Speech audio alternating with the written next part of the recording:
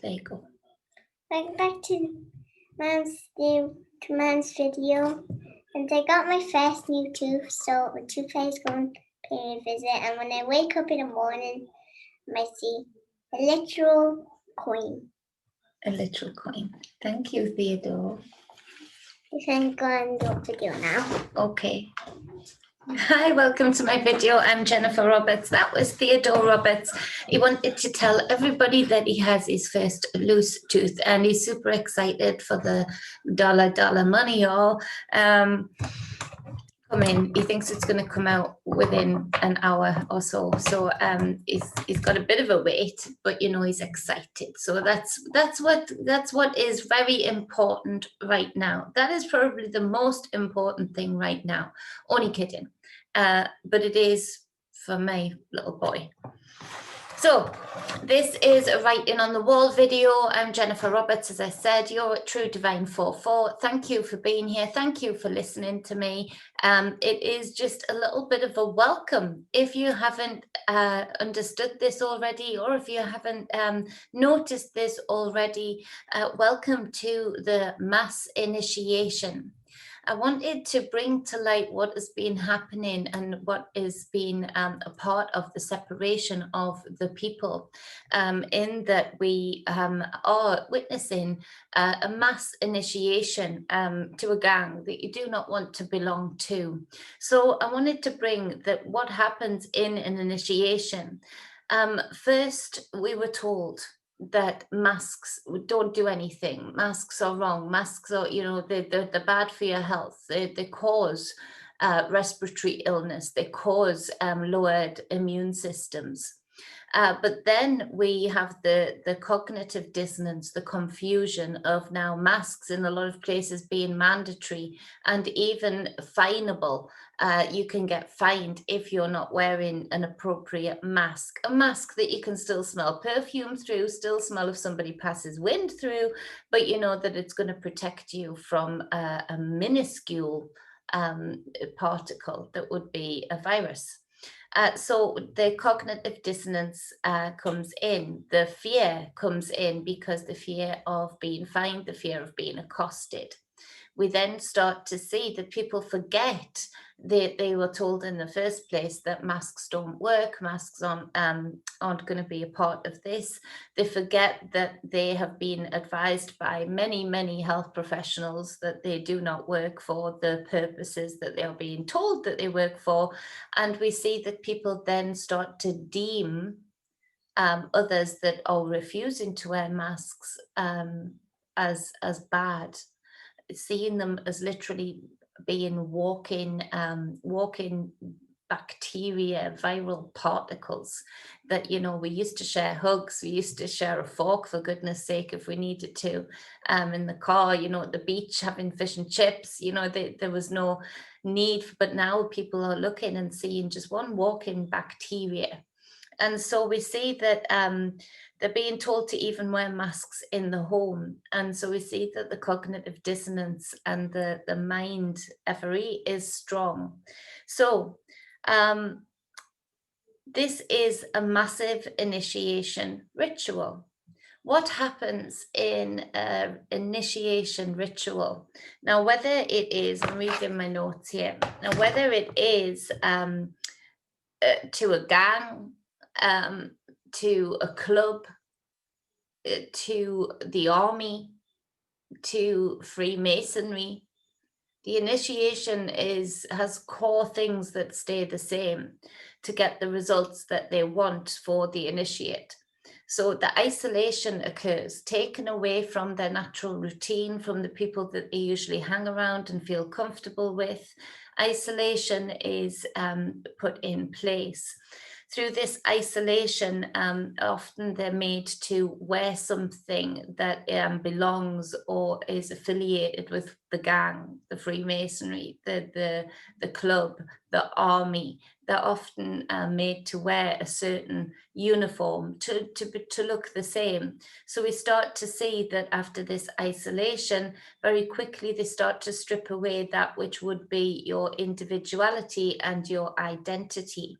And so with the masks coming in and being enforceable in many places, we see that that is part of the identity of this group, to take away the humanity, take away the very thing that humans take notice of most, the mouth moving when it talks, the kiss on the lips, the caress on the cheek when you hug somebody, all of that being stripped away and taken away, hidden, put behind bars, literally put behind a mask. So we see that often people will have to have their head shaved. Now there's been different tries during this initiation to see what they can get away with, but also pre-program for what is to come. And there was in the UK talk from a so-called expert to say that everybody should shave their hair. Are we dealing with head lice now? Does this virus cause head lice now? No. And they let that go, but it might come up in the future, believe you me. And so this is all part of taking away the individuality, taking away what makes somebody that somebody, what makes them different, what makes them beautifully different. So now we lose that individuality through this first aspect of the initiation ritual. They're put through the paces.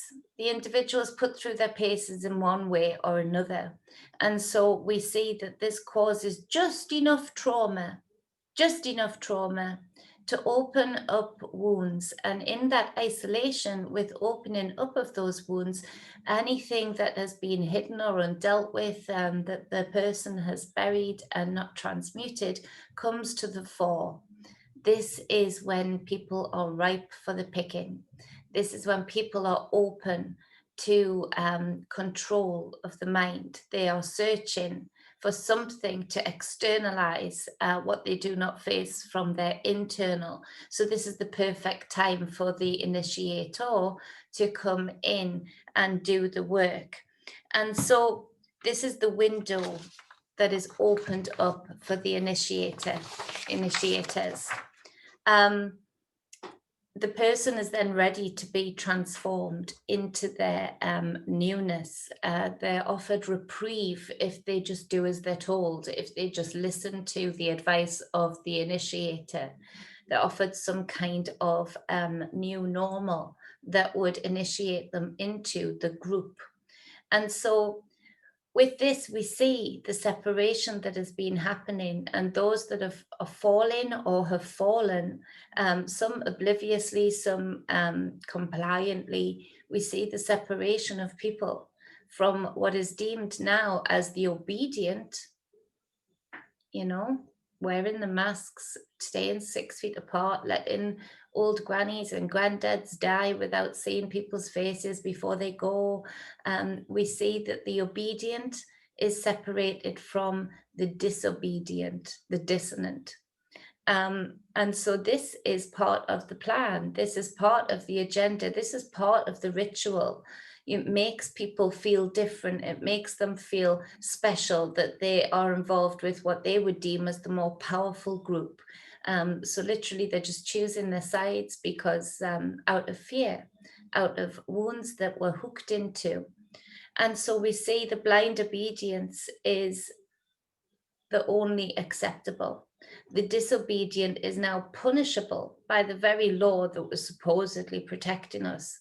But now we see that the laws in many countries were always to serve the ritualists, the initiators, the people that would turn on us. So we also see the remnants of, where I keep saying World War II didn't end. It's been a long drawn out process, generation to generation. And as technology's gotten better, the war has just been very much so concentrated on the mind. They realized in World War II that they can do far better at controlling the masses, of making the money from the masses, living in their ivory towers by just controlling the mind. They learned that all is mind, all is the perception.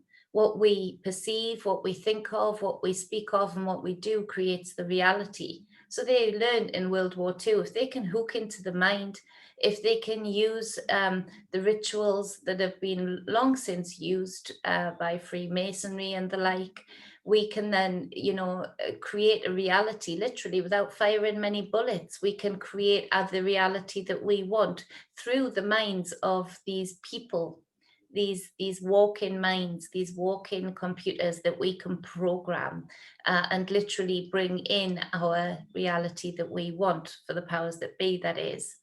So we even see the remnants of World War II coming up again, where there is hotlines in the UK that you can phone to snitch on your fellow neighbour, on your fellow brother and sister who you should be standing by. So this further creates the separation between the obedient and the disobedient, the feeling of gratification that the obedient are getting from their masters when they call to snitch on a neighbour. How is that any different to what was happening in World War II? And so we see now that mask wearing is seen as good. Clever child, well done you, doing as you're told. We see that they've actually managed to change the perception of the minds of the people wearing the masks. We see that they've managed to manipulate the perception so that they would look at you or I without a mask as a walking disobedient germ that must be stamped out. In fact, to save lives. Ironic that they're working on the side that wants to take lives one way or the other. And so they fear the very air that they breathe. This is magic. This is ritualistic, attacking the elements. They've attacked the creativity, the fire, the individuality, the character of the person. They attack the air through the thoughts. They now even attack the air through the boogie monster getting in through the air that you might breathe if you don't wear a mask, even in your home. Some people, experts, are advising. So we see now that this hasn't just started. This has gone on very strongly from World War II. Hollywood being a huge part of this mass ritual. We are just seeing the ending game of the mass ritual, but it's been going on for a long time. We see the pre-programming. How many movies can you bring to mind that were about a pandemic, a virus, an outbreak? The zombies that can be controlled from one mind, The Takeover, Bird Box. All of these things have been part of this ritual, have been part of laying the path, laying the ground for this very time when they start to break out the separation. Just as they did in World War II, we are seeing this again now. The cognitive dissonance is strong and very, very apparent. And so we look at the fact that they have desensitized through this pre-programming, through this long game. They've desensitized the brains of the people who are the obedient now. They've desensitized it so that when people like you or I talk to them about real facts, about real figures, their brain can't compute it. They are already halfway to being zombified, if not all of the way in some people. We see that they haven't got the ability anymore to call bullshit, and they actually, ironically, think we, the tinfoil hat people, are crazy for what we are saying. The disobedient tinfoil hat people that are so far out there. They do this and judge us upon this while wearing a mask that protects them from nothing, while wearing the badge of honor that was given to them by their ritual masters. So when people at the start of all of this were saying to me I was going too far, even in my individual life here, I was going too far when I was saying wearing the mask is equivalent to wearing the badge on the arm in World War II. The hotline is the equivalent to the snitching that occurred in World War II. I stand by what I said then, and I stand by it even stronger now. These people we are being part of, we are witnessing a mass ritual on the scale, if not more so, of World War II. Take of that as you will. Recognize that the problem we will be dealing with real soon is our fellow brothers and sisters on the ground. And we think we can reason. We think we can talk down emotions. We think we can control this by just spreading the facts. The fact is, there are many people who are already too far gone into this ritual, that have been separated from their own consciousness, from their own mind. And so it is this that we have to watch for. And it is this tightrope that the people who are aware and who are alert, that they have to walk. Because we have to really balance out how we deal with these people who have been abused, who have been ritualistically mind swiped, because they will have emotions that they are told to have from the programming, from the headlines that they see that are also planned. They will be triggered into doing what their masters tell them to do. And so there may come a time where we need to protect ourselves against the very brothers and sisters that we feel for deeply, and that we can see what has happened to them. But then again, we have to have the balancing act that has to be the last resort, because there are some people who are still savable, who are still able, if they're just given enough rope, to climb out of the cognitive dissonance ditch that they have been put in through this mass ritual.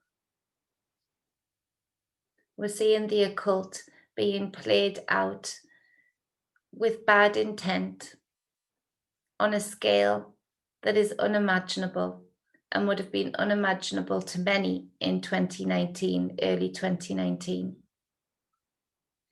We're seeing a magic spell, a ritualistic spell that has been timed precisely, numerologically backed up.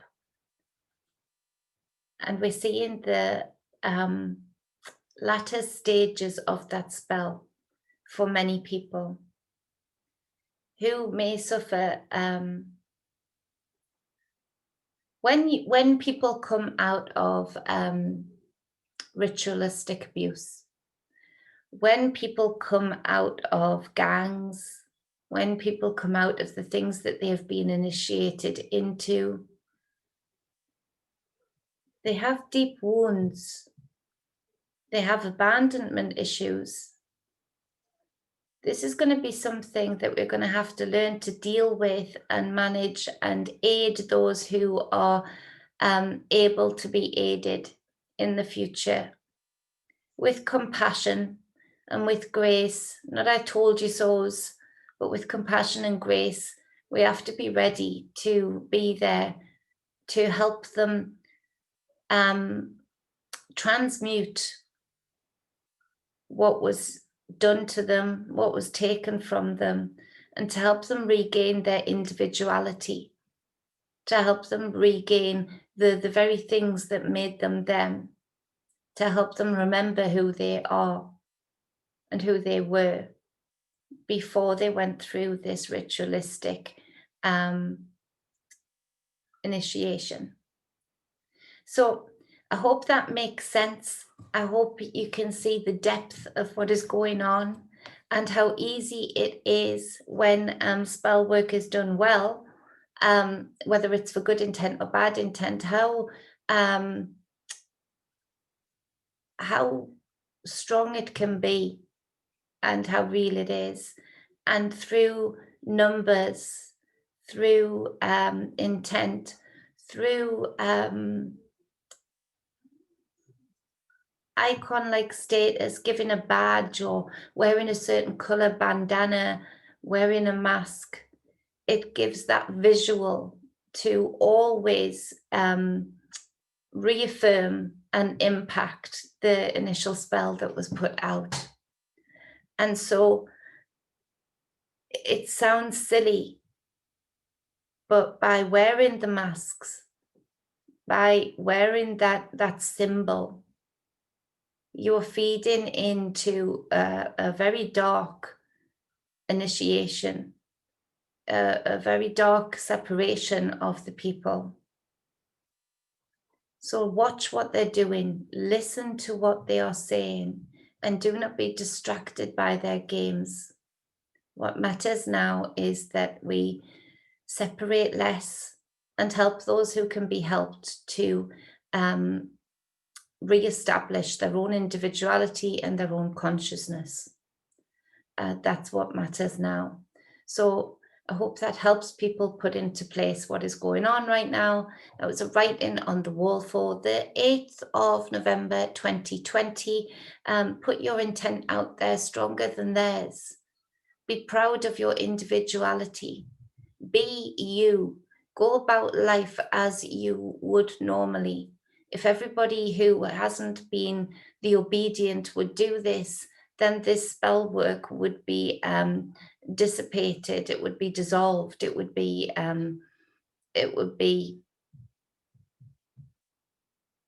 shown for what it is. It would be disfigured. So what they meant for harm, we could make for good. What is good right now with this kind of boldness in ritualistic initiation is that for many, and this is a huge plus point just before I go, that for many, finally they see how real this kind of occult world is, the hidden world is, just how real that is and how much that actually impacts the reality many think that they are living, how much of an illusion they can create through this intent.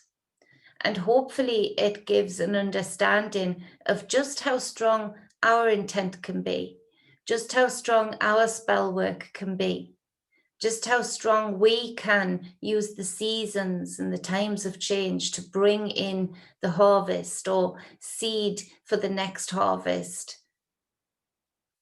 collect for the winter and reap in the spring. We need to get busy. We need to get down and dirty with this and put out a high frequency to combat everything that they are putting out that is of low frequency, but give them their due. Very ascended stuff, very strong stuff. So that is the good thing right now, that it is very, very apparent for those that can see and those that can hear as to what has been going on this year and what has been going on from World War II onwards. So it's our turn now to stand together and put out our intent stronger than ever, to use our magic, our spell work, to put out the kind of frequency that dissolves and disintegrates this lower frequency stuff, and bring back as many people from the obedient side as we can. Let's claim our people back. Let's give them back their individuality. Let's release their character again and see the beauty in difference, the perfectness in imperfect. So ranted on a bit there, but I wanted to give some positive to this and how we can use this for good. So much love, stay balanced and stay whole. Stay balanced is the main key right now. If you'd like a personal tarot reading with me, if you would like any spiritual guidance or any energy work, I've gotten busy over this last week, which is fantastic. Thank you so much to all of the new clients for the various different services that I offer. But you can hit me up if you want to join that increasing clientele. You can hit me up at truedivinemedia@gmail.com, or you can get me on my Facebook business page at truedivine44. Remember to look me up on Instagram and Twitter at the True Divine. Oh, and Bitchute, truedivine44. Much love, stay balanced and stay whole. Mwah.